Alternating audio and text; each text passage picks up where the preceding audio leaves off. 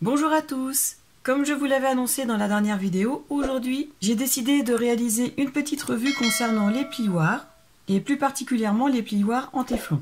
Comme cela fait déjà plusieurs années que nombreux d'entre vous m'ont demandé la référence de mon plioir que j'utilise au quotidien, et bien à présent je vais pouvoir vous en donner plusieurs qui ont toutes une utilisation bien particulière. Je vais faire un test comparatif avec les plioirs en téflon, avec un plioir en os et un plioir en plastique.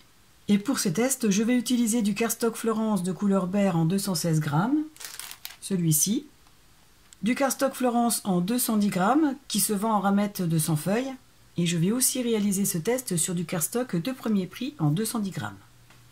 Et bien évidemment, vous pouvez retrouver toutes les références de ces plioirs en téflon dans la description de cette vidéo. Il existe de nombreuses références de plioirs, que ce soit en os ou en plastique, mais je vous l'accorde, on en trouve essentiellement en plastique et de formes différentes.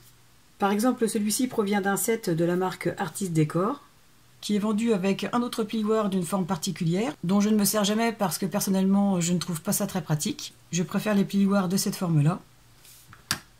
Il existe aussi des plioirs en os, à savoir que celui-ci est le tout premier plioir que j'ai acheté quand j'ai commencé le scrap.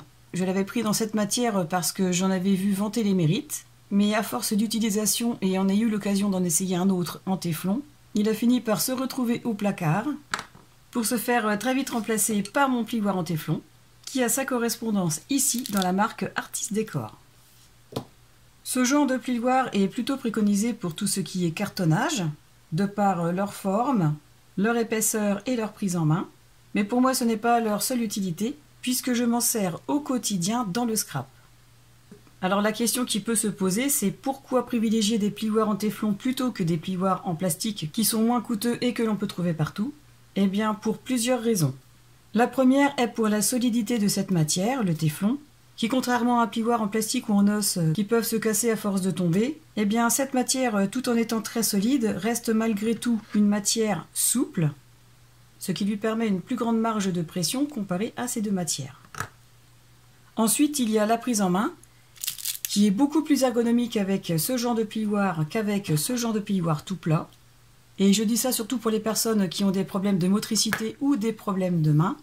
Comme ils sont plus épais, la prise en main est plus facile, et elle se fait automatiquement, que ce soit pour celui-ci ou pour celui-ci encore plus fin, et même pour celui-ci.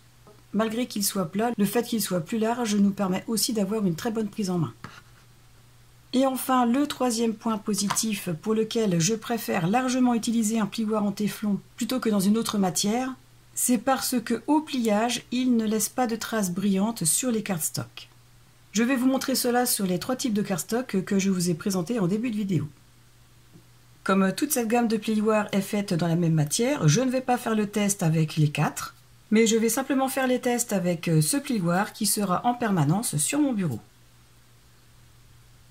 Pour cette comparaison de plioirs, j'ai pris celui en os, un plioir en plastique et mon nouveau plioir en téflon. Je ne sais pas si vous allez bien voir les résultats à la vidéo, mais je vais tout faire pour que vous puissiez voir. Je vais commencer ce test en prenant le cardstock premier prix en 210 grammes et le plioir en os. Alors, je vais marquer un premier pli avec ce genre d'outil, parce qu'effectivement je ne me sers pas de plioir pour marquer les plis sur les plaques de rainurage. Je marque le pli comme ceci, je prends le plioir en os et j'appuie. Alors moi déjà tout de suite je vois qu'au niveau du pli c'est brillant. Alors, je ne sais pas si vous allez voir, si on le voit un petit peu. Voilà. Je continue les tests en faisant un pli un peu plus loin.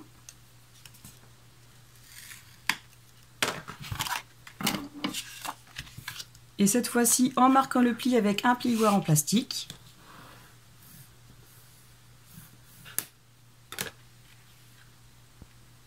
Alors pareil, on voit le côté un peu brillant, mais un peu moins qu'avec celui en os, je trouve. Voilà. Et ensuite, je vais faire un troisième pli un peu plus loin.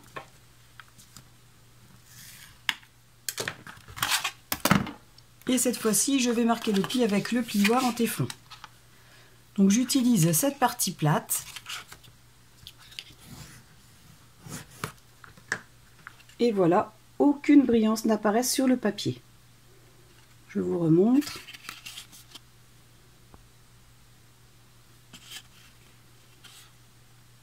Voilà, alors je ne sais pas franchement si vous voyez correctement, mais moi ici je vois vraiment la différence.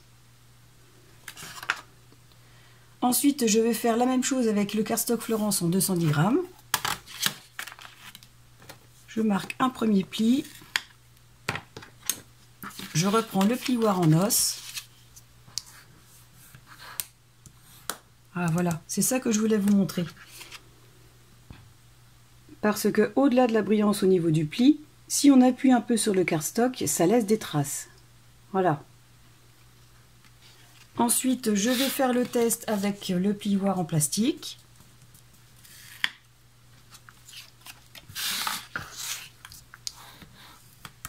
Donc pareil, hein, je fais en sorte de faire une trace sur le cardstock qui se voit tout de suite, en plus de la légère brillance au niveau du pli. Et maintenant, je vais faire le test avec le plioir en téflon. Donc, je marque un pli.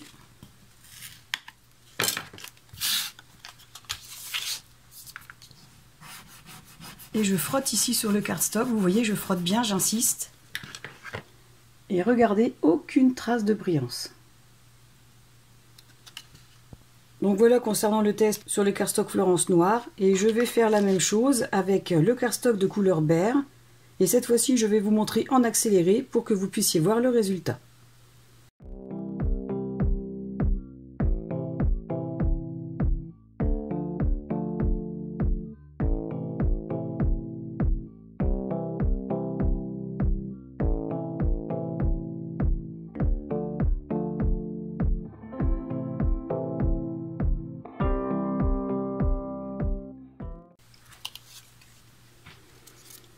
Pour ce premier pli avec le plioir en os, on voit les traces sur le cardstock même s'il est marron. On voit aussi la brillance dans les plis. Pour le deuxième avec le plioir en plastique, idem, on voit la trace de brillance au frottement, ainsi que sur le pli. Alors que pour le plioir en téflon, et je vous garantis que j'ai bien frotté, aucune trace de brillance ici, et aucune dans le pli. Pour finir le test avec les cardstocks, je reprends le cardstock premier prix que j'ai pris au départ et je vais faire la même chose avec les plioirs, c'est-à-dire les frotter dessus. Donc avec celui en os, on obtient la brillance.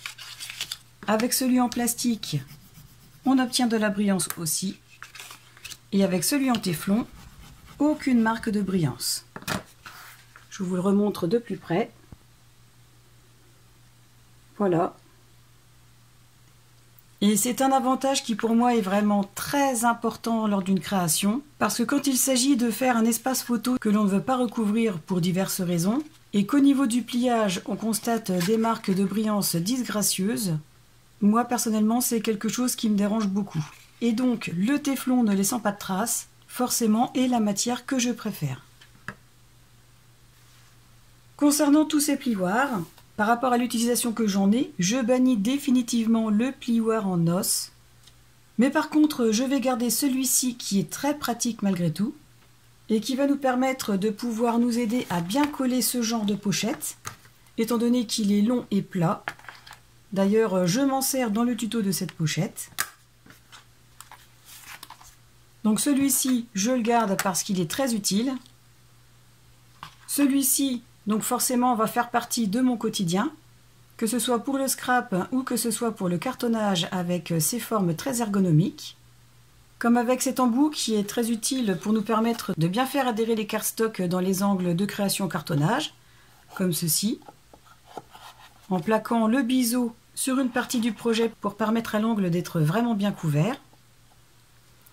Cet embout, forcément, vous le voyez dans chacune de mes vidéos, me sert à marquer les plis, mais me sert aussi pour faire adhérer les pattes de collage ou les papiers. Et tout l'ensemble du plioir peut me servir comme une sorte de spatule, comme ceci, ou de cette façon. Il peut aussi me servir à faire ce genre de choses.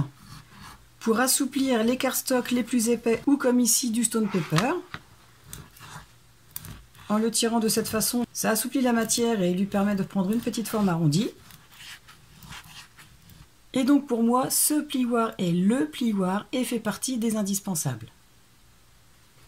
Ensuite, quant à l'utilité de ces trois autres plioirs, je vous l'avais déjà expliqué pour celui-ci. Celui-ci sera parfait pour faire adhérer une grande surface en utilisant le côté spatule, comme ceci, mais aussi tout ce long côté. Et cette partie arrondie va nous permettre de faire adhérer correctement tous les projets qui auront des parties arrondies. Et pour cette partie pointue, ce sera un peu la même idée que pour ce plioir. Elle pourra permettre de faire adhérer les papiers décor dans les coins comme ici. Voilà pour ce plioir. Celui-ci va nous permettre de faire adhérer des papiers sur des tout petits projets dans lesquels il n'y aurait pas la place de faire rentrer un grand plioir. Et un avantage aussi pour celui-ci, c'est qu'on peut facilement le glisser dans une trousse ou dans un sac à main pour nous permettre de scraper n'importe où.